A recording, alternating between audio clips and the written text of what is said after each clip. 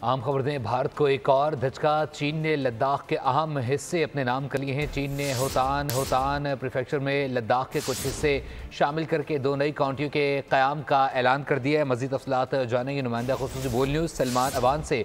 Salman, update कीजिएगा मामले से मुताल्लिक।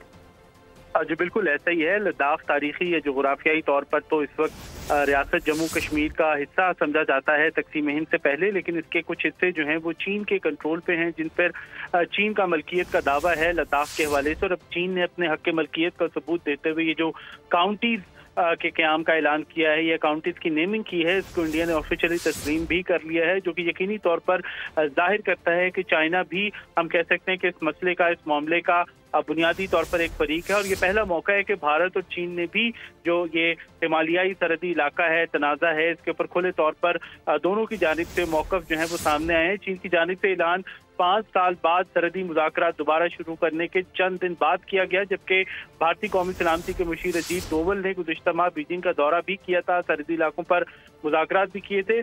थोड़ा सा बैकग्राउंड में जाएं तो दिसंबर 2024 में चीनी दिफाई तर्जुमान ने कहा था कि सरहदी इलाकों में अमन बरकरार रखने के लिए मुश्तरका कोशिशें की जाएंगी।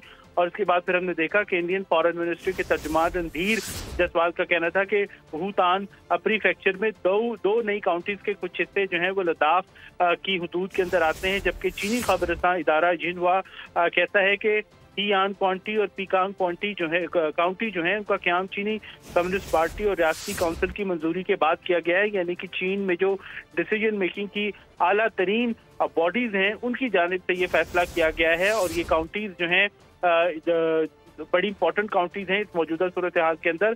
इन दोनों काउंटीज के अंदर अक्साई चीन का इलाका एक बहुत बड़ा इसका रकबा जो है वो शामिल है, जिस पर भारत चीन पर गैर कानूनी तौर कब्जे का इल्जाम जो है वो भी लगाता है। 2020 में जो लद्दाख में सरहदी कशीदगी के दौरान दोनों ममालिक की फौजी झड़पें हुई थी, सरहदी झड़पें हुई थी, उसमें कई भारतीय फौजी मारे गए थे, जिसके बाद जो लाइन ऑफ एक्चुअल कंट्रोल है या भारत और चीन की मुश्तरका सरहद है उसके ऊपर भी हम कह सकते हैं कि सूरत हाल कशीदा है। दोनों ममालिक के दरमियान इवन कोर कमांडर्स की सतह के ऊपर भी बातचीत हो चुकी है। और दिफाई माहिरीन का कहना है कि चीन कभी कोई ऐसा कदम नहीं उठाता जिसमें से कोई शक शुबा हो या जहां पर बिल्कुल उसकी एक फर्म किस्म का मौक़िफ़ हो।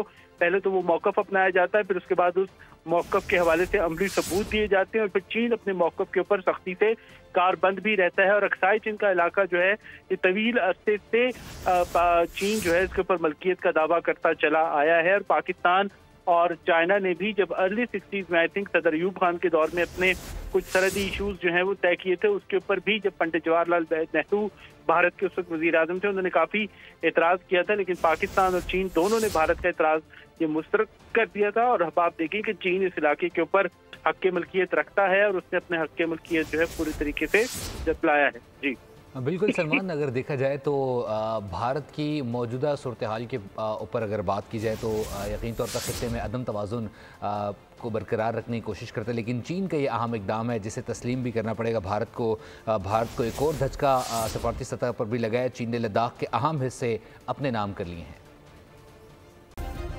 सब्सक्राइब करें और बेल दबाएं ताकि कोई खबर रह न जाए।